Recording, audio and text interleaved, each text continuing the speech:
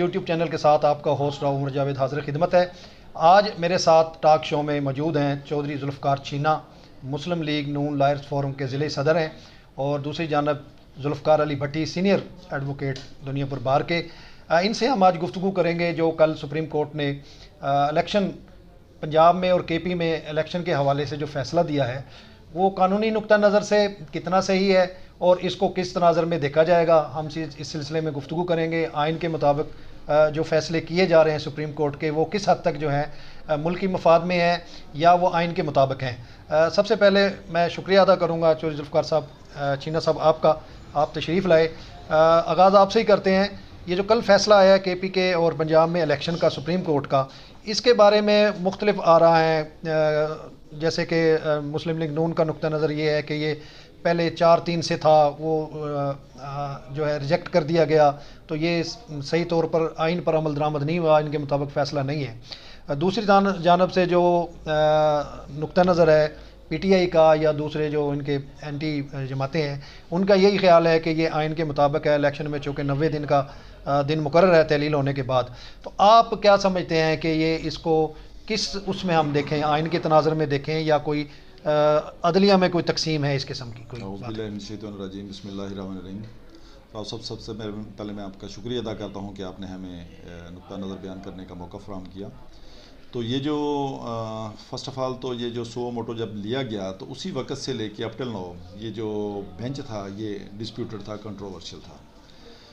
इसी बेंच में पहले 9 जजेस थे, फिर 7 हो गए, फिर कुछ जजेस साहबान ऐसे थे जो वॉलंटियरली विदड्रॉ कर गए कि जी हम ये फ़ैसला सुनना ही नहीं चाहते, वो बेंच का हिस्सा ही नहीं रहे थे। तो बाद में जब 3 जजेस का मिनॉरिटी व्यू आया, उसमें से 3 जज रह गए जिनका फ़ैसला था। पहले मेजॉरिटी व्यू यही था कि वो उसमें मुख्तलिफ जजेस साहबान ने, जस्टिस अतर मीनल्ला साहब थे, उन्होंने एक बड़ा पॉइंट इसमें उठाया था कि सबसे पहले ही अगर ये डिस्कस करना है तो उसमें ये देखा जाए कि आया जो असम्बलियों की तहलील हुई थी वो लीगली थी या नहीं थी, क्योंकि स्टार्ट वहीं से हुआ ना। जो मुल्क में बहरान पैदा हुआ, एक शख्स ने अपनी अना की भीड़ चढ़ा दिए 2 सूबों की असम्बलियाँ, जो कि गवर्नमेंट भी उसकी अपनी थी। तो वो भी जस्टिस साहब का जो बड़ा एक वैलिड ग्राउंड था कि वो भी उसमें डिस्कस किया जाए, लेकिन माजरत के साथ ऑनरेबल चीफ जस्टिस साहब ने उसको कोई जो है नई अहमियत दी। तो इसके बाद 2 जजेस का व्यू ये था कि ये जो सुओ मोटो है हम इसको डिसमिस करते हैं, ये मेंटेनेबल ही नहीं है। तो इस तरह ये बेंच जो था ये शुरू से ही कंट्रोवर्शियल था। उसके बाद आइन में प्रोवाइडेड है कि जब इस किस्म का कोई आइनी बहरान पैदा होता है तो उसमें जो है फुल कोर्ट का जो है वो बना दिया जाए, फुल कोर्ट बेंच बना दिया जाए। तो इसमें कोई ऐसा मसका केस या ऐसी कोई कबाहत नहीं थी अगर तमाम स्टेक होल्डर्स की यही राय थी कि फुल बेंच बना दिया जाए फुल कोर्ट का। तो इसमें ऑनरेबल चीफ जस्टिस साहब को चाहिए था कि फुल कोर्ट का बेंच बनाते, ताकि तमाम जो एग्रीव्ड पर्सनस हैं जिनकी अपनी अपनी व्यूज़ हैं, मेजॉरिटी के साथ जो है उस पर कॉन्स्टिट्यूशनल जो है वो आ जाता, व्यू आ जाता है। तो दूसरी बात इसमें ये थी कि ये माजरत के साथ ये बेंच से मेरी ये थोड़ा सा मैं डिफ़र करूँगा कि from the very first day Muslim League नून के ख़िलाफ़ जितने पनामा केस से लेके जितने भी फैसले हुए हैं यही बेंच है। इस वजह से मुस्लिम लीग को जो डेफिनेट इन पे बदएतमादी थी वो शुरू ही से थे कि ये। तो दूसरी इसमें जो है अब कासम सूरी का जो था सर, उस पर भी यही बेंच था, इसी ने फैसला दिया था, इसी के सिलसिले में असम्बली रिस्टोर हुई। हाँ। और वज़ीर आज़म बने। वो बिल्कुल आप जा फरमा रहे हैं। जब अदम एतमाद की तहरीक पेंडिंग थी उसमें ऑनरेबल सुप्रीम कोर्ट ने ही अपना उसमें ऑर्डर पास किया हुआ था कि ये जो है अदम एतमाद का जो है प्रोसेस करवाया जाए, लेकिन उन्होंने चूँकि वो वायलेट किया था, वो वायलेट करते हुए ये बेंच बना था इमीडिएटली, चूँकि वो जो एक अदम एतमाद की तहरीक थी वो फील्ड में आ चुकी थी, लेकिन उनकी हटदर्मी ये थी वो किसी भी सूरत उसको अदम एतमाद की तहरीक पे जो वोटिंग करवाने के लिए तैयार ही नहीं थी। चले तो सुप्रीम कोर्ट एक्शन लेना मैं अब और थोड़ा सा मैं इसमें थोड़ा सा अभी ऐड कर दूँ। दूसरी बात यह है कि जो 90 डेज़ वाली प्रोविजन थी वो 90 डेज़ वाली तो खुद ही सुपरसीड होगी। वो 90 डेज़ 30 अप्रैल को बनते थे, वो तो 14 में जब चली गई तो 190 डेज़ वाली तो खुद ही उसमें वायलेट होगी। तीसरी बात यह है कि केपीके में कोई डेट नहीं दी, केपीके में डोमेन छोड़ दी गवर्नर पे कि गवर्नर या प्रेसिडेंट उसमें देंगे। तो पंजाब में ही इतनी क्या उजलत थी कि पंजाब को जनाब आपने जो है फौरी डेट भी आपने खुद डिटरमिन कर दी, पूरा शेड्यूल भी दे दिया। तो इस वजह से मैं समझता हूँ कि जो लीगल ओपिनियंस हैं बहुत सारे एक्सपर्ट की आ रही हैं, तो ये जो है फैसला कंट्रोवर्शियल है। भट्टी साहब, आप ज़रा इसके बारे में थोड़ी सी रोशनी डालें। चीना साहब ने बड़ी तफसील के साथ सारी चीज़ें जो हैं वो बयान कर दी हैं। एक दूसरा नुक्ता नज़र भी है, उसके बारे में आप क्या कहेंगे? जी राव साहब, सबसे पहले तो मैं आपको मशहूर हूँ कि इस अहम आइनी इशू पे आपने मेरी राय के लिए मुझे मौका दिया। सबसे पहली बात तो ये है कि हमें ये केस देखना होगा कि जो पहले 5 रुकनी या 9 रुकनी बेंच जहाँ से ये केस स्टार्ट हुआ, जब जैसे कि यहाँ पे पंजाब में और KPK में जब हुकूमतें तोड़ी गई या डिज़ाल्व हुई असम्बलियाँ, तो उस पर जो है निगरान हुकूमत या गवर्नर जो है वो कोई टाइम फ्रेम या इलेक्शन की जो है डेट अनाउंस नहीं कर रहे थे, जिस पर जो है honourable chief justice of supreme court ने जो है उसका सो मोटो नोटिस लिया, जिस पर ये सबसे पहले उन्होंने 5 रुकनी बेंच जो है वो तश्कील दिया, जिस पर फिर एतराज़ हुआ तो उसको लार्जर बेंच करके 9 रुकनी बेंच किया गया। उसमें जो सूरत हाल आपके सामने आई वो सभी को याद होगा कि उसमें 2 जजेस ने जो है इनकार किया और 2 ने खुद जो है विड्रा कर लिया कि हम इस इशू पे नहीं जो है वो बैठना चाहते। तो उसके बाद चीफ जस्टिस साहब ने जो है उसमें 5 रुकनी बेंच जो है उसके साथ उसकी समाअत की। उस समाअत के नतीजे में उन्होंने जो है सदर पाकिस्तान को हुक्म दिया, चूँकि सदर पाकिस्तान ने पहले जो है दोनों सूबों को डेट का अनाउंस किया, लेकिन उन्होंने फिर बाद में अपने कौंसल के ज़रिए सूबा KPK में जो है उन्होंने वो जो डेट अनाउंस की थी उसको विड्रा कर लिया, क्योंकि वहाँ पे ये प्रेरोगेटिव था गवर्नर KPK का, चूँकि वहाँ पे असम्बली जो है गवर्नर ने डिज़ाल्व की थी चीफ मिनिस्टर की एडवाइस पे। तो इस तरह से पंजाब में इलेक्शन की डेट जो है सदर पाकिस्तान ने 30 अप्रैल अनाउंस की और बाद में KPK के गवर्नर ने जो है वो 28 मई की डेट अनाउंस की। अब जब इस सदर पाकिस्तान की डेट अनाउंस के बाद समझा यही जाएगा कि उस 5 रुकनी बेंच के हुक्म को तस्लीम किया गया, उस पर इम्प्लीमेंटेशन शुरू हो गई। इलेक्शन कमीशन ऑफ पाकिस्तान ने जो है उसमें बाकायदा एक शेड्यूल अनाउंस कर दिया, जिसके मुताबिक ऑल ओवर द पंजाब में ना सिर्फ जो है PTI बल्कि नून लीग व दीगर जमातों ने जो है उनके जो उम्मीदवारान हैं उन्होंने कागजात नामजदगी दाखिल करा दी। ठीक है, उसके बाद चूँकि ये PDM जो है पूरी कौम ये जानती है, पूरा ज़माना ये जानता है कि वो इलेक्शन जो है कराना ही नहीं चाहते। उन्होंने फिर जो है बिला उसके इलेक्शन कमीशन ऑफ पाकिस्तान को एट दैट स्टेज ये चाहिए था कि अगर उन्होंने कोई अपनी मर्ज़ी की डेट अनाउंस करनी थी, जो उन्होंने 8 अक्टूबर की डेट अनाउंस कर दी, उसमें चाहिए ये था कि वो सदर पाकिस्तान से फिर मशावरत करते सदर पाकिस्तान से मशावरत करते जिन्होंने डेट अनाउंस किया था, और फिर सदर पाकिस्तान फर्दर जो है वो कोई उसका आइनी या कानूनी रास्ता जो है वो अख्तियार करते, को रेफरेंस बना के सुप्रीम कोर्ट में भेजते। तो ये समझा ये जाएगा कि इस स्टेज पे इलेक्शन कमीशन ऑफ पाकिस्तान ने अपने अख्तियार से तजावज़ किया। चाहिए तो ये था कि चूँकि उन्होंने सुप्रीम कोर्ट के वाज़े हुक्म की वायलेशन की, जिन जिन लोगों ने वायलेशन की उनके खिलाफ आर्टिकल 6 की कार्रवाई होती। अब देख लेते हैं कि जो ये कल का जो फैसला ऑनरेबल सुप्रीम कोर्ट के 3 रुकनी बेंच ने किया वो क्या फ़ैसला है। दरअसल वो कोई बाकायदा सो मोटो नहीं है या कोई वो एक पटिशन है अमल दरामद की कि ये इलेक्शन कमीशन ऑफ पाकिस्तान को कोई इख्तियारात नहीं है कि वो 8 अक्टूबर की डेट दे कि 6 महीने की डायरेक्ट छलांग लगा दे, जब उनके पास कोई ऐसी ठोस वजह मौजूद नहीं है, कोई ऐसी चीज़ नहीं थी, कोई मुल्क में जंग नहीं लग गई थी, ना कोई ऐसे हालात हो गए, ना जलजला आ गया था और ना ही कोई लाखों बंदे मर गए थे किसी ऐसे वाक़े में। तो वो दरअसल ये जो कल की जो फैसला है ऑनरेबल सुप्रीम कोर्ट का, वो जो 1 मार्च का फैसला है सुप्रीम कोर्ट का, उसका तसलसल है दरअसल।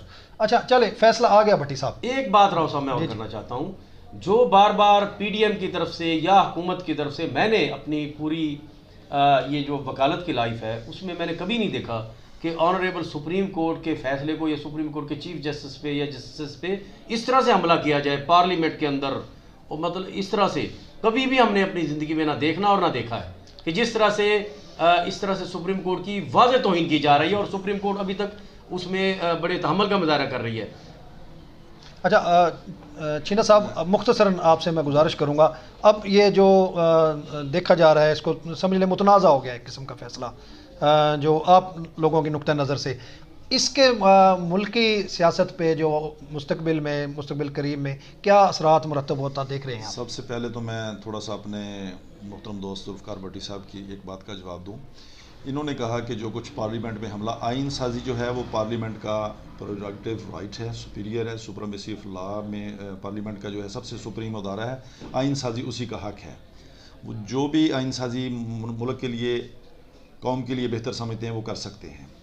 दूसरी बात, जो तनकीद वाली बात कर रहे हैं, तो मैं अपने फाज़ दोस्त से कहूँगा कि वो ज़रा थोड़ी सी वीडियो क्लिप से इनको दिखाएं जब ऑनरेबल चीफ जस्टिस और दीगर जजेस साहबान ने वो कासिम सूरी साहब वाले जो पहले फ़ैसले की आपने बात की, जो उन्होंने वो फ़ैसला किया था, तो उसमें उनके साथ क्या किया गया। ये पीटीआई के जितने कारकुनान थे, उन्होंने कहा कि पसंदीदा नापसंदीदा ज़रूर है फैसला, लेकिन हम तस्लीम करते हैं। यहाँ तो ये कहा जा रहा है कि हम तस्लीम ही नहीं करते। मेरे पास एक वीडियो क्लिप है, मैं आपको दिखाता हूँ। मंसूर अली खान साहब ने वो सारे क्लिप्स दिखाए, इमरान खान साहब ने जो वो तो क्लिप चीना साहब देखें, नवाज शरीफ साहब का 97 का क्लिप निकाल के देख लें आप, और कल की प्रेस कॉन्फ्रेंस उनकी देख लें। आपने कहा कि भट्टी साहब ने कहा कि जो कुछ सुप्रीम कोर्ट के जजेस पे हमले किए जा रहे हैं, उसके जवाब में ये कह रहा हूँ कि उस वक्त इन्होंने क्या किया, इनका कंडक्ट, असद उमर साहब की स्पीच, फवाद चौधरी साहब की स्पीच, वो निकाल के देखें जरा, रिकॉर्ड पे है। चले वो बात होगी, मैं अब आगे चलते हैं थोड़ा सा, इस बहस में तो बड़ा लंबा चला जाएंगे। बात ये है कि जो अब इसके क्या असरात मुरतब होने जा रहे हैं आगे। अब जो गवर्नमेंट का इंस्टांस था या इलेक्शन कमीशन का इंस्टांस था वो क्या था। एक तो उन्होंने कहा जी हालात, इन्होंने कहा जी ज़ल्ज़ला नहीं खुदा ना खास्ता, अल्लाह ताला महफूज रखे हमारे इस मुल्क को, पूरी दुनिया को। चंद दिन पहले ज़ल्ज़ला भी आया, अल्लाह ताला ने महफूज रखा, वो अल्लाह ताला की करम नवाजी है, अल्लाह ताला का बहुत करम है। दहशतगर्दी के हालात आपके सामने हैं, रोज़ाना टेररिज्म के वाक़यात हो रहे हैं, जो मियाँ नवाज शरीफ साहब का मैं समझता हूँ बहुत बड़ा क्रेडिट था, पाकिस्तान आर्मी का बहुत बड़ा क्रेडिट था कि उन्होंने पाकिस्तान से जो रोज़ाना आए रोज़ सुइसाइडल बम्बर्स अटैक कर रहे थे, जितने दहशतगर्दी वाक़यात हो रहे थे, उसको एलिमिनेट कर दिया था ऑलमोस्ट तकरीबन ना होने। सर वो तो हो गए, अब वो सारी बातें मिनिस्ट्री की माजी का किस्सा है। नहीं, अब आगे चलें, ये बताएं कि ये इसके फैसले के बाद आप मुस्तकबिल क्या देख रहे हैं, सियासी मुस्तकबिल। सर अब हालात वो थे कि जो क्यों उन्होंने डिले किया, आपका ये था कि इंस्टांस वो डिले क्यों किया। वो तो सर देखें, इलेक्शन कमीशन ने जो बातें वहाँ की, वो सुप्रीम कोर्ट ने उसको डिफर कर दिया एक पॉइंट से कि ये आप गलत कह रहे हैं। नहीं, वो बिल्कुल फाइनेंशियल, क्या हमारे मुल्क में फाइनेंशियल क्राइसिस नहीं है। 20 अरब रुपए का इमरान खान साहब से लें, 20 अरब रुपया दे, सिर्फ कि पंजाब गवर्नमेंट का जो वो अपना इलेक्शन का खर्चा है वो 20 अरब रुपया क्लेम कर रहे हैं। अब यही असम्बली इनकी अपनी गवर्नमेंट की थी, पंजाब क्या KPK में या पंजाब में गवर्नमेंट PTI की नहीं थी, क्या ज़रूरत थी इनको असम्बली डिज़ोल्व करने की। अब हमारा पैसा तो ऐसे थे, रोज आपका वज़ीर आला चेंज हो रहा था, रोज जो है वो MPs की खरीदो फरोख्त हो रही थी। क्या बात है, वो देखे ना, जब आप खरीद करते हैं उस वक्त ज़मीर जागते हैं, आप खुद एडमिट करते हैं। एक मिनट, अब आप खुद कहते हैं कि नहीं, आप खुद कहते हैं, राव साहब की बात का जवाब दे रहा हूँ कि हम असम्बलियों की खरीदो फरोख्त करते थे।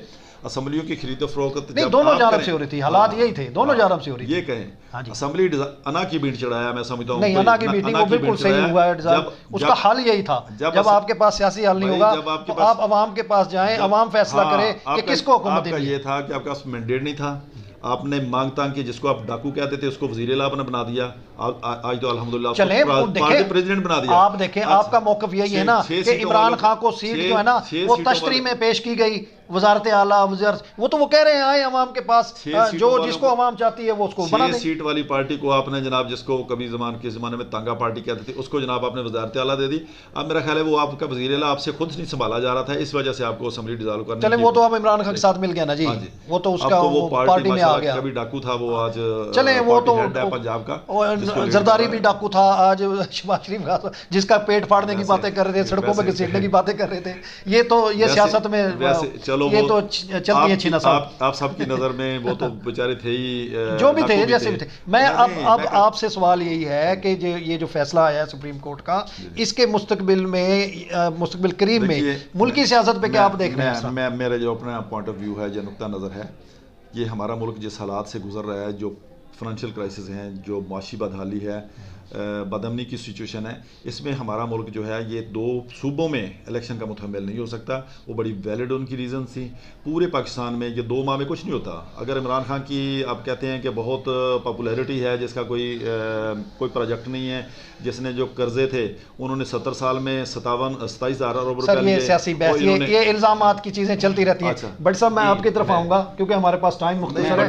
आप ये बताएं कि ये जो अब सुप्रीम कोर्ट ने हुक्म दिया है इलेक्शन का, इसके बाद आप क्या समझते हैं? माशी इस्तेहकाम आ सकता है, सियासी इस्तेहकाम आ सकता है, मुल्क किस तरफ जाएगा?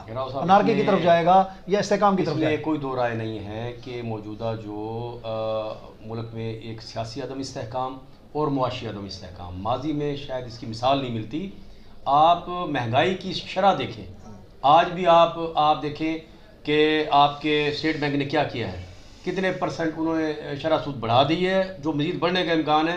35 से 40% जो है अब इस महीने में आपकी महंगाई की शरह बढ़ गई हुई है। ठीक है, IMF आपको पाकिस्तान को शटल कॉक बनाया हुआ है। कभी वो कहते हैं कि आप सऊदी अरब के पास जाएं, कभी चाइना के पास जाएं, कभी UAE जाएं। मैं रात बता रहा हूँ, अगर आप फौरी तौर पे इलेक्शन नहीं कराते, ये जो जितने भी हालात खराब हैं उनका वाहिद हल जो है वो फ्रेश मैंडेट है। अच्छा बट्टी साहब, फ्रेश मैंडेट है। एक और बात राव साहब, मैं आपकी बात का तकलामी माफ, मैं ये अर्ज करना चाह रहा था कि जैसे PDM और मौजूदा गवर्नमेंट की तरफ से इसमें ये कह रहे हैं कि फुल कोर्ट बेंच का मुतालबा तो इंतहाई नॉनसेंस मुतालबा है। ये कह लें कि अवामी, मेरी अर्ज सुने ना, मैंने पहले अर्ज की कि ये तसलसल है, यकम मार्च की जजमेंट का, उस पे अमल दरामद का। आप फुल कोर्ट उससे करवाते जो पहले था, अब फुल कोर्ट नहीं हो सकता था। वही बेंच बैठना था जिसने पहले फैसला किया, वो नहीं कर सकता था। ये अवाम को सिर्फ और सिर्फ जो है, ये चूंकि इलेक्शन नहीं चाहती ये PDM और मौजूदा सर, मुझे एक बात आप ये बताएं कि अगर 8 अक्टूबर की क्या शोर्टी है कि 8 अक्टूबर को ये सर मुझे ये बताएं। अच्छा, इमरान खान को क्या जल्दी थी असेंबलियां डिसॉल्व करने की? अक्टूबर में वो इलेक्शन करा देते, सारे इलेक्शन इकट्ठे हो जाते। शीना साहब की बात तो दुरुस्त है कि बार इलेक्शन, आपने इंट्रो में बताया कि इमरान खान को जल्दी ये थी कि वहाँ पे उनकी कोई मुस्तहकम हुकूमत नहीं थी। आपको पता है कि वहाँ पे MPA MNAs की जो है ख़रीदो फरोख्त हो रही थी, 1 या 2 से तो वो असेंबली चल रही थी परवेज़ लाई की। तो ऐसे हालात में बड़ा अच्छा फैसला समझा जाएगा कि फ्रेश मैंडेट लिया जाता। अच्छा चले, अगर फ्रेश मैंडेट ले लेते हैं तो कौन सा, इंडिया में आप देखें, इंडिया में क्या होता है, आपके साथ आपका हमसाया मुल्क है, वहाँ पे सूबों में अलग अलग इलेक्शन होते हैं।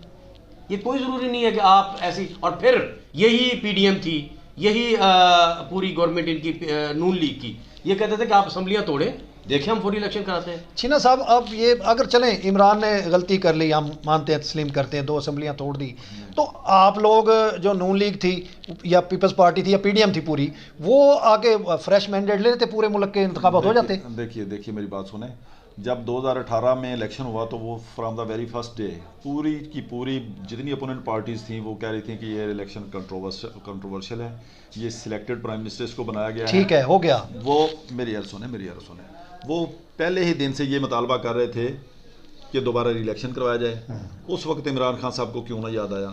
उस वक्त भी 2-4 वोटों पे इसकी हुकूमत खड़ी थी। नहीं, फिर मुल्क की मफाद कहाँ गया, अवाम कहाँ गई? इस लड़ाई में मुझे अवाम नजर नहीं आ रही कहीं भी। अवाम पिछड़ी है।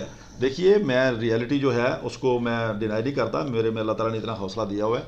लेकिन मैं बात करूंगा 2018 से, 11 माह के बाद में आएगी। 2011 में हमारे जो लोन थे वो कितने थे? 27,000 अरब। अब साहब मौसूफ ने कितने कर दिए? 54,000 अरब। स्टेट बैंक के फिगर्स हैं, आप निकालें। उन्होंने CPEC बनाया, उन्होंने मोटरवेज बनाए, उन्होंने जंगें लड़ी, उन्होंने ज़रबे अज़ब लड़ा, उन्होंने मुल्क में डेवलपमेंट के जाल बिछाए। ये साहब मौसूफ बिछाए, ये 27-28,000 अरब जो इसने लिया है, इसका क्या किया?